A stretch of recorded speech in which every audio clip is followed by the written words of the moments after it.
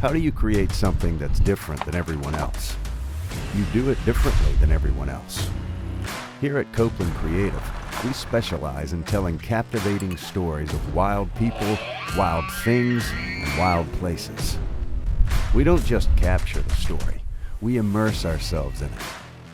We are a diverse, multi-talented media house based in North Georgia, and if you have a story that needs told, we want to help you tell it.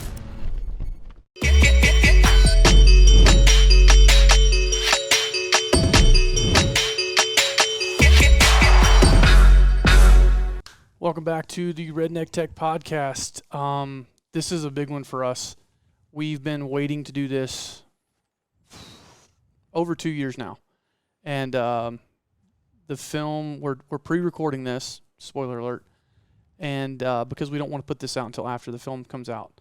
But we're shooting the heck out of this thing, and we are going to sit here while it is pouring down rain out here and talk about something that we have been working on for a long time, that we're super, super passionate about, that we all took a lot of time, blood, sweat, tears, energy, thought, and we finished the film. It's called The Call. And I can tell you where I was when the idea for it hit me. And it was an idea and a story and a film that I felt we had to tell, and I wanted us to tell it on our own terms.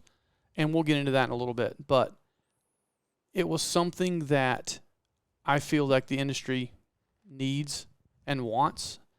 But the only way we were going to get to do it is if we did it on our own. So we kind of wanted to sit down today and talk about kind of where our heads were with it and what we got out of it and where we want to go from here. It airs on NWTF's social media page on Sunday. Today is Thursday. But it's one of those things that we didn't know how to do this in the very beginning when the idea hit us. We took a lot of time in planning to do it, and there's a lot of things we would change now in the process of doing it, but it was very much a collaboration between everybody here at Copeland Creative. It was very much a team effort, and obviously when you watch it, Jamie Shire, one of our really good friends, plays the role of the hunter that's in there. We purposely did several things in this that we're going to get into in a little bit, but we wanted to make a film. We wanted to make a genuine film because we do not believe that there's been a genuine film in the hunting world or the fly fishing world for that matter in a long time. They're glorified web episodes, and we did not want to make a glorified web episode. We wanted to make a true film, and this is a fictional story that one of these days will be nonfiction for a lot of us. And we wanted to elicit emotion, and we wanted to do a lot of things, and I think we hit the mark. But as I'm sure Ryer will say, and Clay, now that we've done it, there's a lot of things that we would do differently. But kind of what was the process for you? Because Ryer, I called you as soon as I had the idea. Going down the road, I was right there at 60 and 400, right there where Waffle House and Home Depot are. That's where I had the idea, and I immediately picked up the phone and called you. I don't even know, Clay, were you even... Yeah, you were here when I had the idea. You were already working here, weren't you? Yeah. Yeah, 2 years ago. Okay, you were here. I immediately called you. What did I say? And then do you remember? And then what was your thought process on it? I remember that I was in St. Simon Island. Oh, really? Yeah. Oh, I didn't remember that part. I'd gone down there to visit a buddy of mine, and I think it was kind of the middle-ish of the day. And oddly enough, actually, I was working on some random stuff for Blue Stem that day, kind of to release on our own YouTube channel and stuff like that. And I remember you called me, and I went out on like the porch of the little Airbnb house we were staying in, and you told me about the idea. And that you got inspiration for a part of it from a Netflix series, so I think I went and watched that like in the next couple of days. This was December 2020, like the end of December, beginning of January 2020. Okay. When you called me, and I just looked that up on my phone. Okay. How did you look that up on your phone? Your phone would go back that far and calls? No, because I knew I had like taken pictures, and because your phone metadata tags locations, you can go and like open up a map view, and then you can zoom into different places. It's actually, I do that a lot for finding like when I was places or where specifically I was for certain things. But anyways, I know that was early 2021. Yeah. And I thought it was a really exciting idea.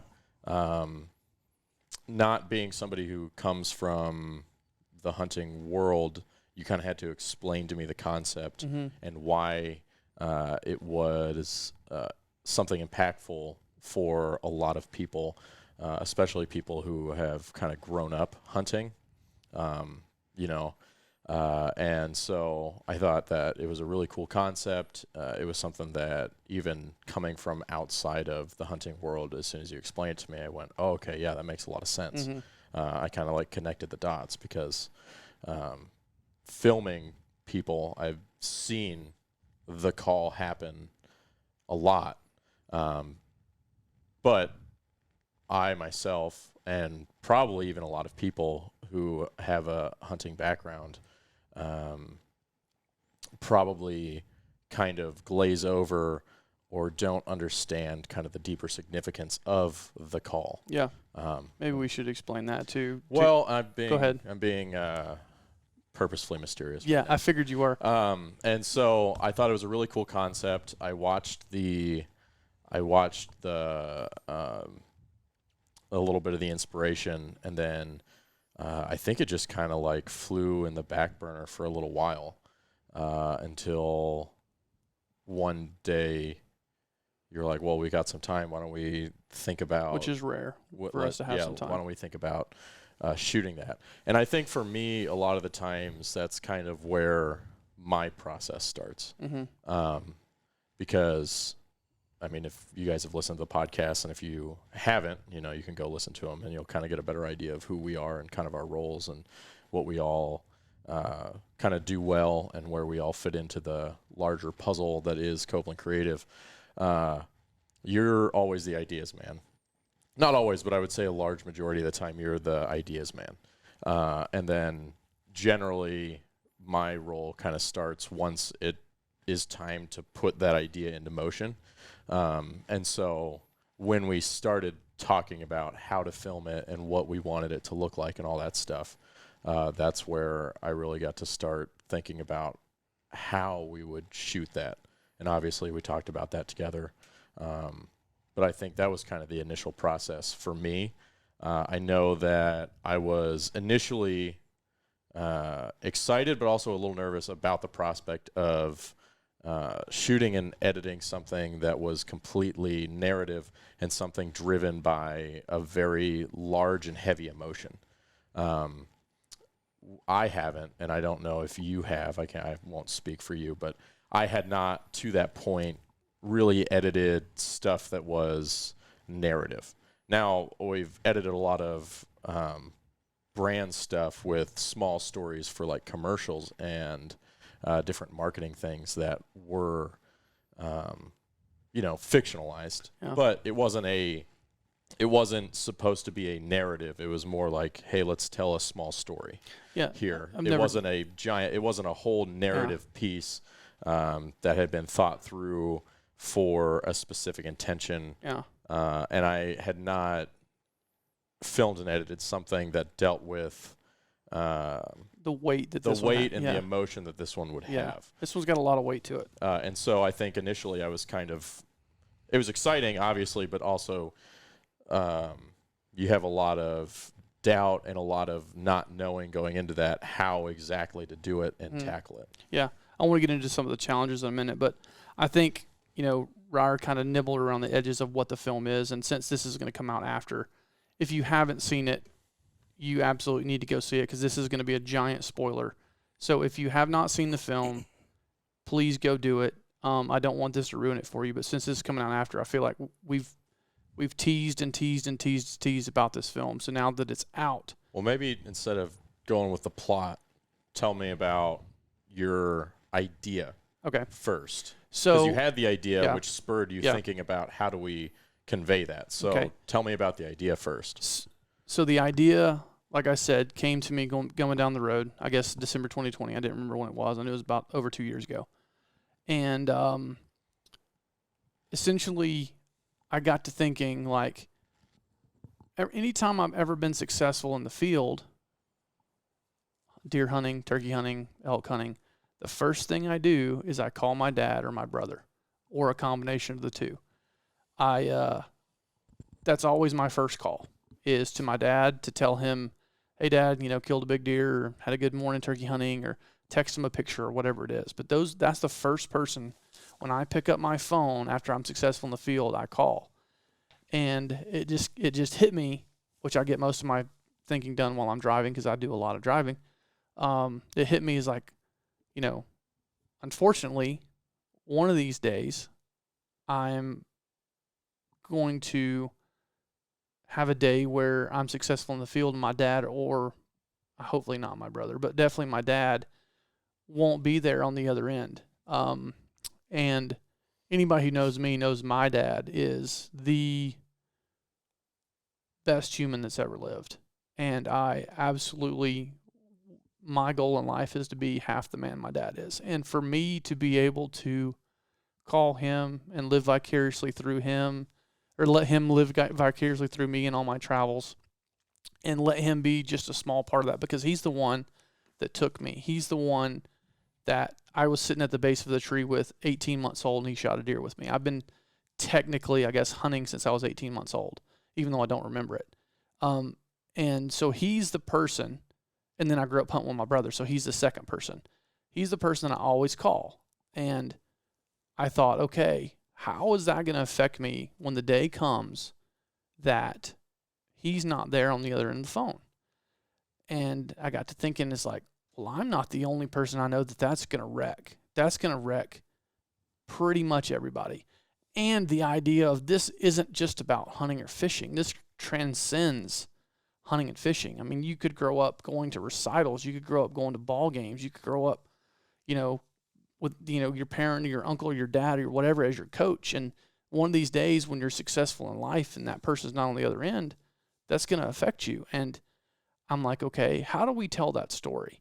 And I know, Clay, we talked about it, because when we came up with the idea and we've talked to you, you're like, that's already happened to me with your granddad. Yeah, so I guess December 2020 would have been when you got the idea, and August of 2020, literally like 3 weeks after I moved up here, my grandfather passed away. Well, that November, which is before you had the idea, I shot a buck on the farm my family hunted forever, and first person I went to call was my grandfather, and the phone number was, or the line was discontinued. Yeah. And when we started talking about this idea, and we started talking about it to people that were really close to us, and we said, is this something that you're going to relate to? Which we knew the answer. I had probably over half of them say, I still have a number in my phone I call. Or I look at it every day, or I look at a picture every time I'm successful, because that's who I shared it with, and they're no longer here.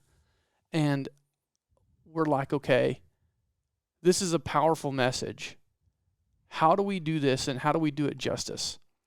And that was the challenge that we then embarked on. It literally started with the idea. I explained it to Ryer. Come back, and Clay's like, that's me right now. Lots of other people, that's me right now. Or I had one of my really good friends, Daniel Tritt. I sent him the idea in the very first rough cut. And I remember his text is like, why did you send me that? I refuse to believe that's going to happen one day. But it is. It's going to happen to, unfortunately, it's going to happen to all of us. And I wanted to be able to do something that was impactful and that was completely against the narrative that all outdoor films are created in today, which is, if you got to kill a big deer, you got to kill the turkey, you got to kill the elk, or nobody watches the film. And I just am like, there's a better way to do this. There's a better way to show heritage, to show family, to show tradition. There's a better way to elicit an emotion that's genuine. I also feel like they all have happy endings. Yeah. Even if the happy ending isn't a dead animal, right? Yeah. That's obviously the quintessential happy ending to every hunting story is you're successful in the field. Yeah. But there is a set of films where, things don't die, but that is used as a lens to be like, well, it's not all about that. Yeah. And I learned this, or I experienced this, or being a hunter isn't necessarily about that, which is true. Mm-hmm. Those are all, obviously things that we want to strive for as hunters and people in the outdoors. But it's still a happy ending, right? Because even though you didn't get the success that you wanted hunting-wise, you still got a positive life experience from it, which I equate to a happy ending. I don't think I've seen a film or piece where the ending wasn't spun in such a way, right? Yeah. It's always a happy ending. You don't ever get an ending that isn't. And I think that was also a kind of part of that's something that we've talked about before, but Yeah.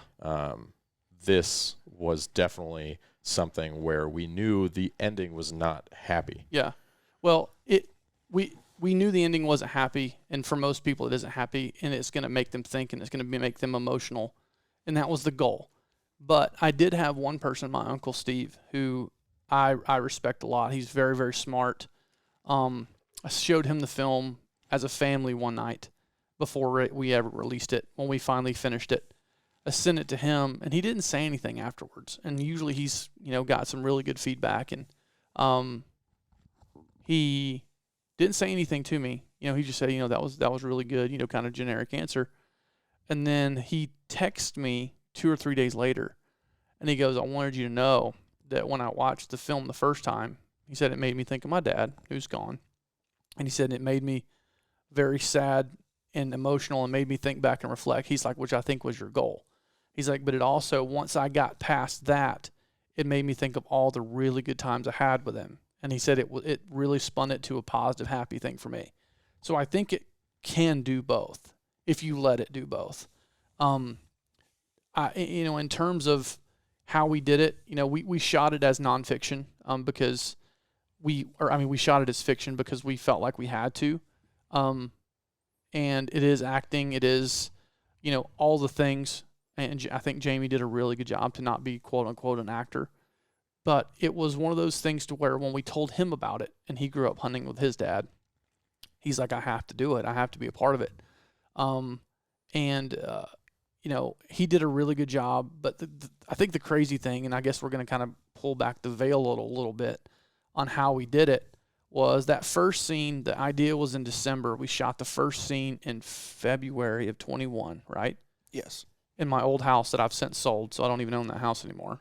Which turned into an obstacle when we actually started because we would have loved to be able to go back to the set and shoot a couple of pickups. But who would have thought that all the house stuff was shot in my old house. Spoiler alert, all the rain is Clay outside with the water hose. That's the most pivotal role I had in this entire thing until we get to the review process. Yeah. So he's outside with the water hose making it rain, which if we'd have filmed it right now, we wouldn't have to do that because it rains every day. Well, that was the thing. Didn't we pick a day? We were like, okay, well, it's definitely supposed to rain. No, it rained 2 days before and it rained the day after, but it didn't rain that day. Yeah, of course. Yeah, you want it to rain, invite us hunting. If you don't want it to rain, call us for a scene that needs rain. It won't rain. But so Clay was our rain machine, and Ryer was running audio and helping me. I was kind of DPing it and all that in the house. And we shot all the early morning scenes at night, and then we shot all of it at night, didn't we? No. We shot all of it in one night. Yeah. Yeah. But didn't we blacked out the windows for the scene in the living room, didn't we? Yeah, I mean, the living room was naturally dark, so we didn't really we didn't need that. The kitchen scene was the last scene that we shot because I don't even remember that. Yeah, we needed it to be dark. I thought the scene in the bed was the last scene we did. Nope, we did that one before. So the order of shooting on the day was some miscellaneous kind of like location shots first, which are some of the first shots that you see in the film. And then after that, we went to do the living room scene, which we shot fairly sequentially. There's actually a whole second part of that scene that didn't make it into the film. And then we went to the bedroom and shot the bedroom scene. And then after that, we shot the kitchen table, kitchen sink scene, which is I guess that's the first scene of the film, because the first scene kind of opens with some of those still location shots and then moves into that scene. Yeah. But yeah, we shot that in 2021. Yeah. Which we got the inspiration for the opening scene from a Netflix film called Midnight Sky. And if you watch the opening scene of Midnight Sky, you'll see some similarities on how we shot it in the design, or the shot choices, and how we wanted to make it feel and look and all that. If you pay attention in some of the scenes, there's lots of little things that we tried to introduce. There's some, shot rotations where, he starts to spiral, and there's a lot of things that we added in there to try and add some film and production value that we don't normally get to do. And we really tried to keep it simple, but to be able to really elicit that emotion and use music, use a scene, use an actor to be able to do something cool. And I learned a lot from that. There's a lot of things we would do differently. We would take a lot more time to do things. We would overshoot more than we did. There are some scenes that we didn't use, but so we shot that in that's what I was getting to. February 2021. Yeah. Obviously, it's now, by the time that people are probably watching this, it's May 2023. So it's like, what took us 3 years, 2 years to get it out. So the first scene was shot February or March 2021. The first turkey scene was shot, actually we did a whole nother trip for it in Georgia that spring. That was supposed to be the original. That was supposed to be the original. We filmed for 2 days. Yeah, and didn't get anything that we needed. We then go to Kansas the next spring, which would have been 22, spring of 2022. We got 3/4 of the way through the film, and we thought we need another scene. And so the deer scene at the very end we shot this past fall, and that's actually a frozen deer that we borrowed out of a deer cooler. So there's the wool been pulled back over your eyes. Lots of spoilers. If you haven't seen the film, please God, go watch it. And, let us know what you think. But it was something that I had to tell. And I feel like we set out with a couple of goals because, like I said earlier, I don't think there's been a true film done in the outdoor space that I've ever seen. First thing is we did not want to put a kill in there. We purposely did not want that in there. Second, which I will add that we did have that we fought in editing when we got to a certain sticking point that we can talk about later. Yeah. But we initially set out for no kill, and then we had some discussions about perhaps going back on that. Yeah. Based on some feedback we had gotten and just kind of generally trying to figure out what we were missing at a certain point. But anyways, go ahead. Yeah. So we set out to do a couple things. We finally got to the thought of we're purposely not going to put a kill in there. We are purposely not going to put any voiceover because if you know me, I don't like voiceover unless you have to have it. We're not going to put in any interviews because you put interviews in something, it becomes a webisode, not a film. And we're going to make this not a happy ending. We tried to literally go against everything we've ever seen. And it's not pushed by any brands. And it's not pushed by any brands. I mean, there's brands in there, but nobody paid us for it. This entire thing was completely out of Copeland Creative's pocket. And NWTF, I showed it to someone there, and they loved it. That's why they're putting it out there, because they feel like this is a story that resonates with people that are a part of the National Wild Turkey Federation, which we also do too. But this is something that we self-funded. We planned it. We shot it. I don't know, how many hours do you think we have in the editing process? Well, there were, 6 different versions of this? Yeah, I don't know. I'm not going to keep track of my time. Too many. Too many. But, it got to the point to where we're like, okay, this has to be done. We have to get it out. We got to where we were happy with it, happy enough with it. We'll never completely be happy with anything we ever do, which I think is a good thing because that strives you to always be better and work harder and do cooler stuff. But at the same time, we knew that this is something that's got to be put out there. And we're really good at working on deadlines. We're not when we don't. So I finally just had to put a deadline on it. So we got it done, and we got it done within the deadline. And we're really proud of it. There were, though, a lot of challenges to it. Making 3 years worth of different scenes mesh together and work was one of those things. Working on our schedules in between clients' work and Jamie's schedule and hunts in different states and finding a deer for things and borrowing a turkey for the one scene. And, everybody always asks, like, well, I would love to see some scenes with him hunting with his dad. Well, we would love that too. But it just wasn't in the cards. And I think the hardest thing was fitting it into 10 minutes. Like, we had a goal of fitting it into 10 minutes, and I think that we could have done it I think we could have dove deeper. And I think the hardest thing was the goal for me when we first started thinking about it creatively was I want it to be ambiguous as to what's happening in the very beginning, especially like the first third, the first half. Like, I don't want people to know what's going on. And that was on purpose. A lot of people, that was their feedback. It's like, I didn't really know what was going on until this happened. I'm like, that was on purpose. They said it was slow and they couldn't get past the first 30 seconds or a minute. And that's what all of us says. Like, we're not going to change that because we intentionally shot it for that. We got a lot of pushback on that. It's like, hey, why don't you do this? Why don't you do this? And it's like, we could do that, but that would ruin the suspense. And we wanted to build that suspense. We wanted to build that mystery.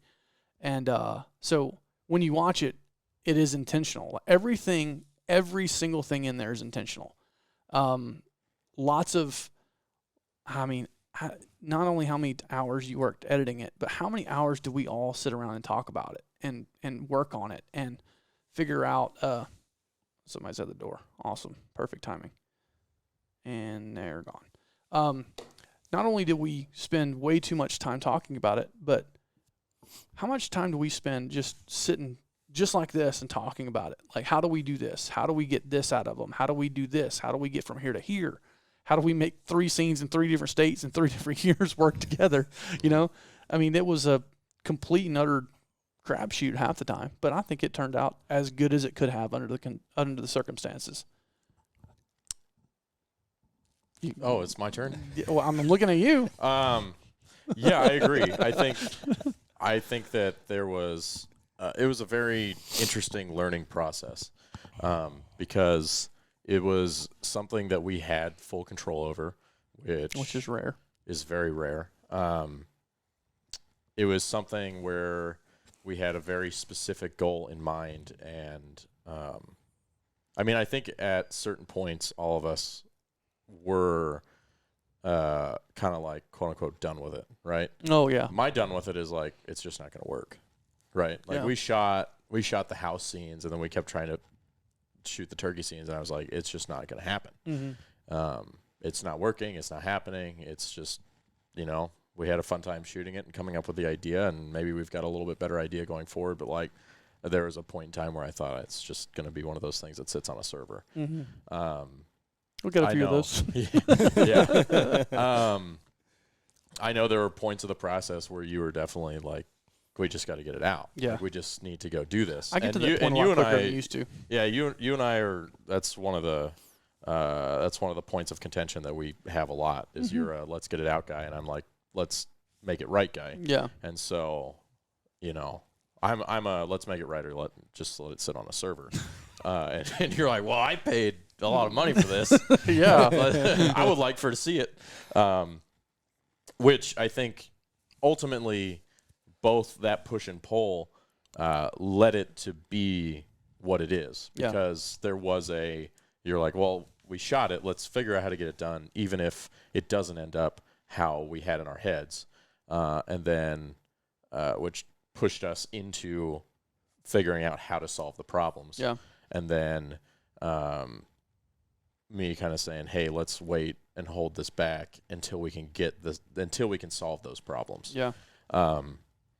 So I think there was a big learning curve there as far as how do you kind of go about solving problems, especially when you can't go and we can't reshoot here, we can't reshoot there, and we've got a very specific story we're trying to tell. And then just like you said, trying to match everything up and get things to work. I think especially because of the nature of it, there's some very abstract things that happen during it that were kind of hard to wrap your head around and to accomplish. Because you have this goal, you're like, okay, we want it to feel like this. Well, shooting and editing something and achieving that feeling is much harder done than said, or much easier said than done.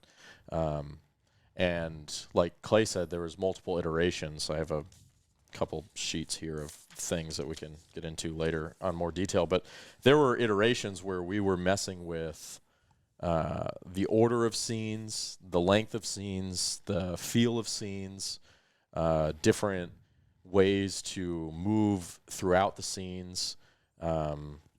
There were versions with scenes that were almost entirely synthesized that we hadn't thought of originally. There were just a lot of us trying different things, which one is something we don't get to do a lot of because we work on pretty quick timelines, and we're often working on things that are fairly chronological.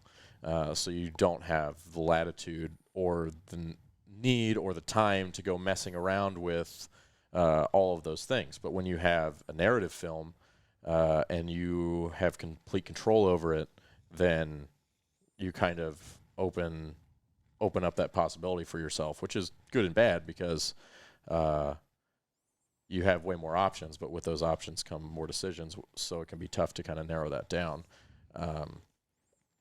But I think that, like you said, ultimately, I think that doing it over the course of 3 years, we were able to actually accomplish what we had set out to do. Yeah. I think that it definitely turned out as good as we would have wanted it to. Yeah. And I think it's important, too, to note that in between the idea and it actually getting released, I mean, there was 3 years of us doing other work and learning different techniques. Like if I had edited that the same year that we shot it, I don't think it would have turned out the same way. Because there's a lot of stuff that I did in that edit that I wasn't doing 2 or 3 years ago because I didn't know how to do it, or I wasn't thinking to do those things. Yeah. So I think some of that time kind of allowed us to mature and develop skill sets that ultimately led to it being able to be what it is. Yeah. I think another issue we had is, honestly, I think there are 7 or 8 different versions of this. I'm sure there are. And we got to like version 3 or 4 or whatever it was, and we stopped feeling the emotion that we were trying to get because, one, obviously we know what's happening. We shot it, but like we were so just used to, I don't want to say used to, but like we knew what was going to happen, that we became accustomed to that hard hit that we wanted people to feel. Mm-hmm. That there's a lot of people out there, like I don't even think we can name them all, that we sent revisions to get their opinion on it because we had seen it so many times that we couldn't feel that emotion that we wanted other people to feel. Mm-hmm. And that's a lot of reason why there's so many different versions. It's like, no, that one doesn't hit, let's try this. That one doesn't hit, try this. That one doesn't hit, try this. When in reality, they all probably hit. We had just seen it so many times we for were so numb to it. long, that we couldn't feel it on the post-production side based off of just seeing it 7 or 8 times. Yeah. Well, and then I sent it to probably, I sent different iterations at different points to different people, and I like strategically, again, we're going to go back to the newsroom. I saved some people for the red team. And if you don't know what the red team is in news, if they're working on a story, they purposely keep some people in the dark till the very end to show it to fresh eyes at the very end. So I saved a few of my really close friends and family for the red team at the very end, and the feedback I kept getting was, it's really, really powerful. It's really, really emotional. It's a little slow at the beginning. Why don't you change that to speed it up? But that was really the only thing we ever got. But we were making it that way. We wanted to like lull you and then hit you in the stomach, which is what the goal was. And I think I watched it with a few of my friends, and I think Ryer, you did too, and I'm sure Clay did. And we would get to that part where the gut punch is coming, and then you hear people go, oh, or, oh, no. Or like, okay, now I know what's happening. Mm-hmm. And it's like, that's what we were trying to do. We were trying to get to that point to where they're like, all right, what are you trying to do here? I'm very confused. And we even named it the call on purpose. We wanted the call to be ambiguous as to what it is. Is it a turkey call? Is it, what is it? What is the call? Everything was done with a purpose. We kicked around different names for the film itself. We kicked around logos and designs, and I mean, dude, I'd love to know the money and time I have invested in it. I don't know. It's a lot. Well, if you're going off a day rate, you've got a lot of money. Yeah, a lot of money in it. But here's the thing is, like, we did this in between client work. We did it because we believed in it. And I think if it does what it's supposed to do, it's going to turn into us being able to do some more really cool ideas, because turns out I got a few more that I'd love to do. But for every one that we do, we've got like 10, 15 that we haven't done. Yeah, exactly. I think what makes this, even though it is a fictional piece, is, yes, it's a fictional piece. There was an actor, which was Jamie, but all those scenes where he's talking, he doesn't have a script that he has to like memorize lines. It's still somewhat kind of get what you get and then redo it again if you have to. Mm-hmm. And then like there's a turkey hunting scene in there. You can't script a turkey hunting scene, hence why we had an issue for 2.5 years getting the turkey hunting scene right. And then, so there's that mix between, yes, the entire thing is fictional, but the turkey hunting actually happened, but there's an actor in there, but they don't have actual lines they have to memorize and say. So there's like a mix between that documentary that we love to do, but then actually still getting a fictional piece out there. Yeah. And I think my favorite shot, I know Ryer's favorite shot, my favorite shot is the one at the sink. I love, if you've ever been to any one of our classes and we talk about symmetry and we talk about, foreshadowing, we talk about all the things that we've talked about in films and things that inspire us. Like that to me is the scene. If you pay attention, it tells you a lot. It's the rain. It really is. It tells you a lot. I love how that shot turned out. And I know what Ryer's favorite shot is. What's my favorite shot? It's the very last shot. The big wide at the end. Yeah, I think I would have a hard time, honestly, choosing between that and the rain shot. Really? Yeah. Dang, okay. My favorite one's where he's eating pizza and throws it down on the plate and pushes the plate. Yeah. Well, that one's very similar to the rain shot. I mean, it's that center frame, that wide, expanse, and it shows him being lonely. It shows him in a dark room. It shows him disheveled and, downtrodden. That would probably be in my top 3 for sure. I still wish we could have figured out a way to put in the scene where he stumbles down the hall. I don't think it would have added anything. I just loved the idea behind how we shot that scene and what we did. Yeah, I think it just didn't make sense. I think it would be interesting to kind of go over how we initially wanted it to play, scene-wise, and then kind of talk about what made it and what didn't. Let's go. And how we shot it and why we shot it that way. Yeah. Yeah. So initially, the layout of the scenes was we would start in the empty house. It's going to be quiet. It's going to be dark. You're going to hear the sounds of rain and then somebody kind of shuffling around doing things. I feel like Ryer's about to start an audiobook. It does. It does have the audiobook feel for sure.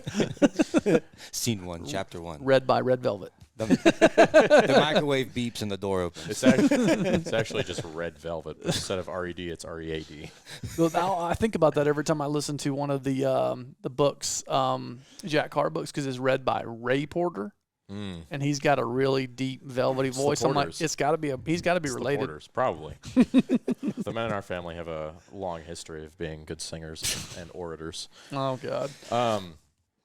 So we knew that there was going to be a series of steady location shots that put you in a place, that set up a mood, and that give us a slate for some intro graphics and stuff like that, and then lead into the first scene, which is Jamie eating, basically. We shot him...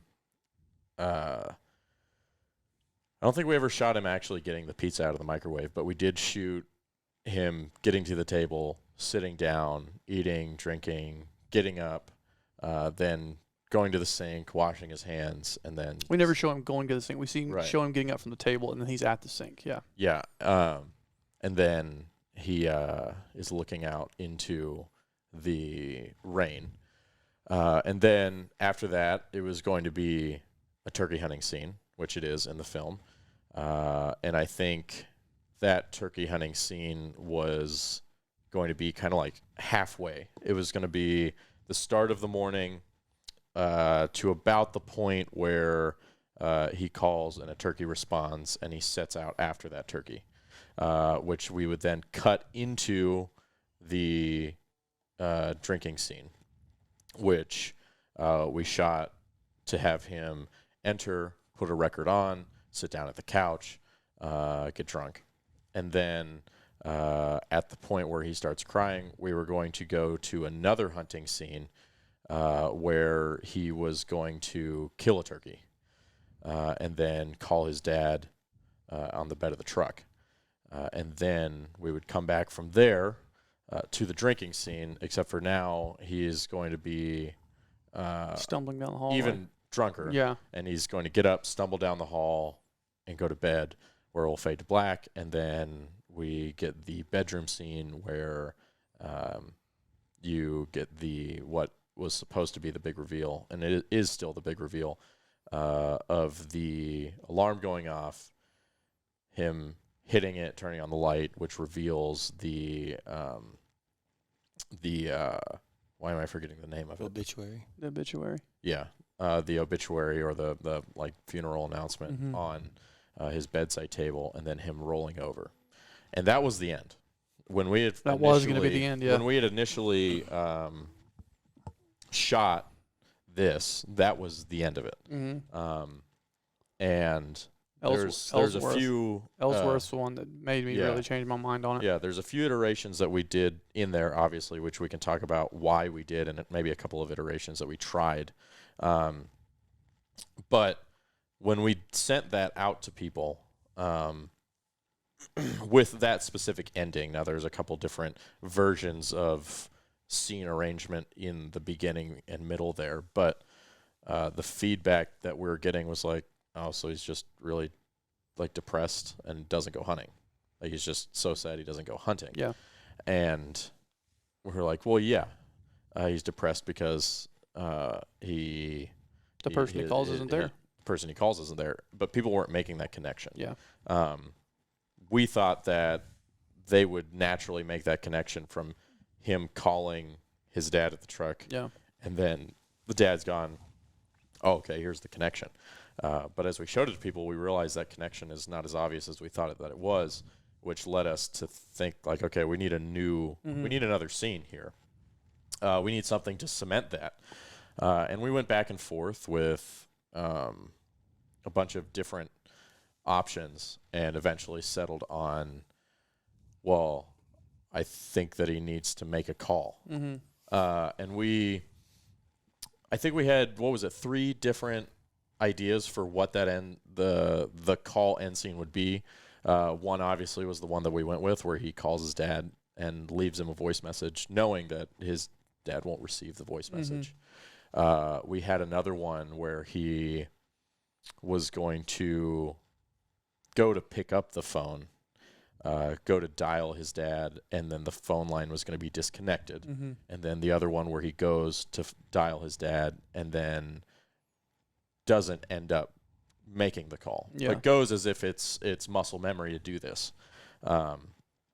And we ultimately went with him leaving the message because we felt like, one, that was a very realistic thing, and two, it gave the piece the space to kind of express the emotion that we wanted people to get and to really digest how important the call is. It was so important to the character of the story and to the people we hope this relates to, that he still went through calling somebody that he knew would not hear it, and leaving them a voice message as a way to still be able to call that person. Yeah. As a way to almost try to communicate to that person and not lose that for himself. And in that, I mean, the performance, I think that's probably Jamie's best performance in the piece. We shot it maybe 3 or 4 times. I think that's his first performance. Yeah. I think that was his first call that we shot. And I think And we just told him some high points, like, hey, make sure you hit these high points, and he just kind of ad-libbed it. Yeah. And I think that when we put that in there, it cemented it. Yeah. Like Clay had said, when we were editing before, there were points where I was kind of like numb to the emotions of it, right? Yeah. And there's a point with the edit that you kind of like, logically that what you're doing is going to make this feeling, but you can't feel it yourself because you've seen it 5 million times. When I put that scene at the end of it and watched it, it hit me, and I knew that was it. Yeah. That was the cement that the piece needed, because, again, going back to making something with intention and trying to make people feel things, we got to talking and saying, well, the point is not to make people feel sad just for the sake of it, and the point is not to make people be like, oh, well, he's so depressed he doesn't go hunting. That's not the point. Him not going hunting is a result of not having the person to call. Yeah. And we want to connect that feeling and that concept. Yeah. That the call is what is important. Yeah. And so without that scene, I don't think that it would have. The call isn't important. The person on the other end of the phone's what's important. Right. But yeah. You know what you're saying. But yeah, the whole reason we did that scene, the turning point for me was when I sent it to Jason Ellsworth. He goes, "You're telling me he doesn't go hunting anymore?" It's like, that's it? And I'm like, yeah, that's it. And he's like, no, he's got to go hunting again. He's got to get up and go hunting again. He has to. And that was the scene for me. And it's like, okay, how do we do that? And then I called my buddy Casey Shootman and was kind of telling him through the idea. And he goes, I still call my granddad. He's been gone for 3 years. And I'm like, huh. Okay. How do we do that? So we I think that's another, since we're on the Redneck Tech podcast, I think that's a really important thing that you have to do when you're doing something that might be outside your comfort zone or different or challenging, is you've got to call and seek wise counsel from other people. Don't be afraid to ask questions. Don't be afraid to get feedback, get info. And that's what we did. I mean, I called and talked to anybody who I trusted. And I think that paid dividends in the end, because I think I felt the same as Ryer. Like, I felt like that the original idea did well and it was great in our heads. But when people that weren't in our heads watched it and didn't connect the dots, or they did connect the dots, but it didn't have that gut punch like we wanted, when you put that scene at the end that shows that, 6 months later he's back to hunting, and now the first time he's successful, he calls his dad and he leaves him a voicemail. That's what brought it full circle for people. And the first phone call where he talks to him, and the last phone call where he's no longer there, and how those 2 calls are so important, and how that person not being on the other end, how that will affect. Then working his daddy's gun in there and all that. I mean, it was really cool. It was a really cool experience, and we're really thankful to have not only the friends to help us with it, but like Jamie to be there, be willing. I mean, Jamie drove all over creation and kind of it went above and beyond to do it. And didn't charge a talent fee. Didn't charge a talent fee, thank God. Couldn't have afforded him. But he believed in the idea, he believed in the story, and I think that's what was important. I still haven't showed it to my dad yet. What? I wanted it to be final before. I didn't want to show him like 5 or 6 iterations. I wanted him to like. Oh, really? Yeah. Yeah. Now he won't open it. He won't watch it. Because he knows what it is? No. It's just he ain't got time. Oh, come on. I might have to have a talk with your dad. I've got some people I'm going to send it to now that it's done. Once it airs on Sunday, I've got a bunch of people I want to send it to. I'm just debating on whether I should send them our Vimeo link or the YouTube version NWTF's going to put out. Probably the YouTube version that NWTF puts out. Probably should. Get them steezy views. Yeah. I guess I'll help NWTF out since they're sending it, since they're doing it. Yeah, tell everybody what dude it ended up. I'm sorry, I didn't mean to be disrespectful and say dude. I don't remember dude's name, but what he said when you sent it to him and he saw Gilbert? Yeah. So when Gilbert and I were on the phone talking about the idea after he'd watched it, and we got to talking about the idea, the inception, the emotion, the storytelling, all the things that really get us going and our creative juices flowing. Like, he couldn't get a word out. He got so flustered on the phone and so excited. He's like, I don't know how, I don't have words. and I'm like, well, to have someone, I've talked about this on the podcast. I just love passionate people, and you could feel and hear the passion through the phone that he had. And I'm really glad that they're being the people that are the catalyst to get this in front of eyeballs of people that we know it's going to mean a lot to. Thank you, NWTF. Thank you, Gilbert. Thank you for watching it and liking it and believing in it. Really appreciate that. And we've got a few more ideas, so let's do that too. What else we got? I mean, how deep technically did you want to get into it? I think we do another podcast about the technical stuff. I think we got what I wanted for this.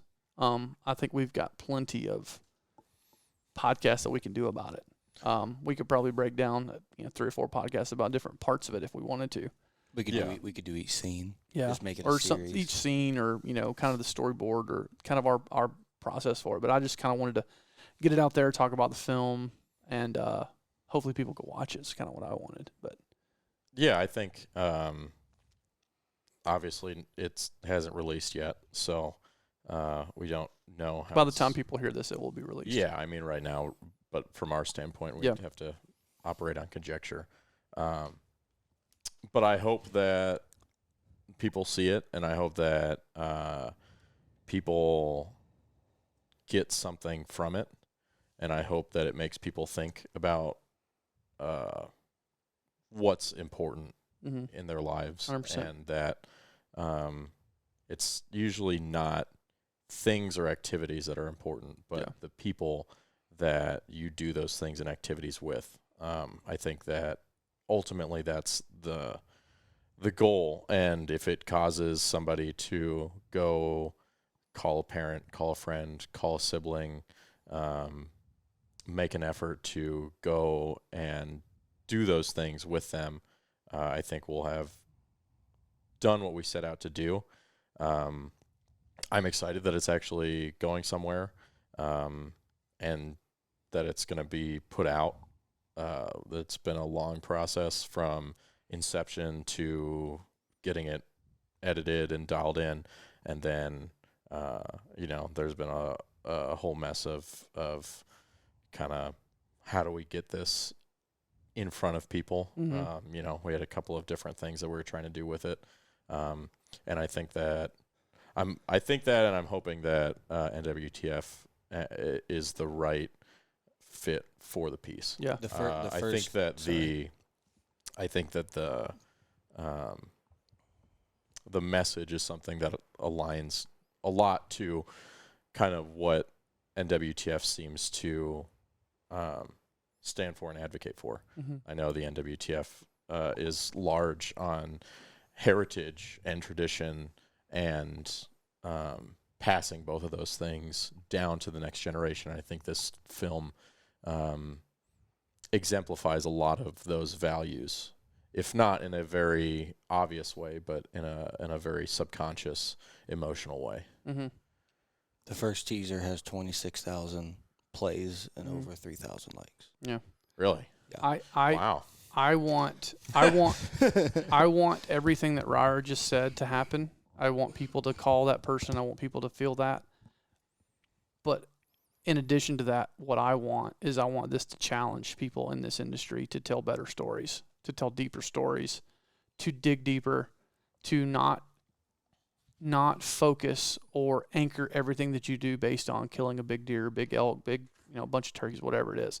Those things are important, and we will always do those things, and we love to be able to go film hunts and be successful. Don't get me wrong. But killing something should be icing on the cake. It shouldn't be the reason we go do it, and it shouldn't be the absolute punctuation mark on everything that we do. I think that if you critically think about things, if you work through problems, if you want to tell deeper, better stories, you got to think beyond killing something. You got to think beyond voiceover. You got to think beyond pretty shots. You've got to dig a little deeper. And I hope that this challenges people to do that, because it's challenged us now. Now I've got a fire lit under me to do more of this. We just got to, excuse me, it's lit a fire under me to do more of this, but we have to figure out a way for somebody to help us pay for it, because this one was expensive.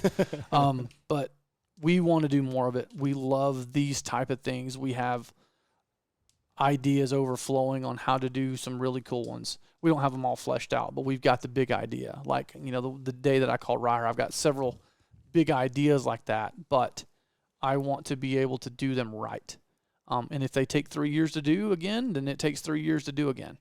But I want to do them right, and I want to be a part of something bigger than myself. And I think that's what, as an industry, we have to do. We have to try and figure out a way to, everything that we put out has to fit the narrative for the 80% of people out there who are giving us the right to hunt and fish. The ones that are voting to be able to allow us to continue to hunt and fish. Those are the ones that are making a decision. 10% of us hunt and fish will always vote for it.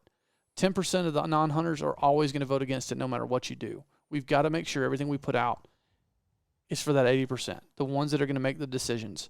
And if everything that we do is based around a kill, you're going to alienate that 80%. So just think about that. Challenge yourself to do better, to dig deeper, to work harder. I just got an idea for a film, so we got to talk about it when we get done. Perfect. I think that we've been trying, like you said, to do something that challenges the conventions of storytelling within the hunting space. Things come out every once in a while that do that, but they're few and far between. And I think a lot of that is a feedback loop within our industry where the content, first of all, because there's a difference between content and media, but the content that is rewarded are, I think, often the shallowest forms of stories in the space.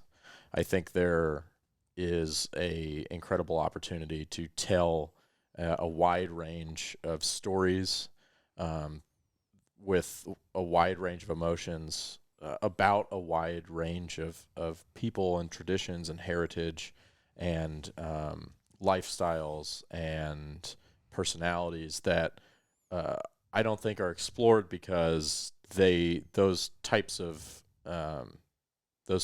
media and those types of content are not rewarded by likes and views and shares. They're not rewarded by sponsor dollars. They're not rewarded by winning film festivals. They're not awarded by the audience that they're trying to reach because for whatever reason, not for whatever reason, there's a lot of reasons that we talk about them all the time. The hunting industry and the hunting audience does not reward things that don't fit into, kind of a pre-selected number of boxes. There's a few stories that get told over and over and over and over again with different iterations in different settings with different people. But it's basically the same story because that's what gets rewarded. And hopefully this may spur some folks to tell some of the harder stories, tell some of the less accessible stories, tell some of the more meaningful stories, tell some of the stories that aren't going to get them, the quick likes, the quick views, the hype, the quick, oh, holy crap, I just saw you made that cool video on Instagram. I saw you guys made that cool YouTube video. Like the types of content that don't get that.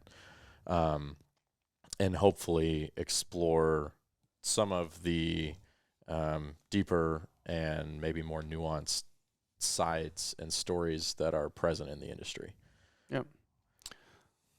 All right. Guess we can get back to work today. Unfortunately. Yeah. All right, guys. Peace.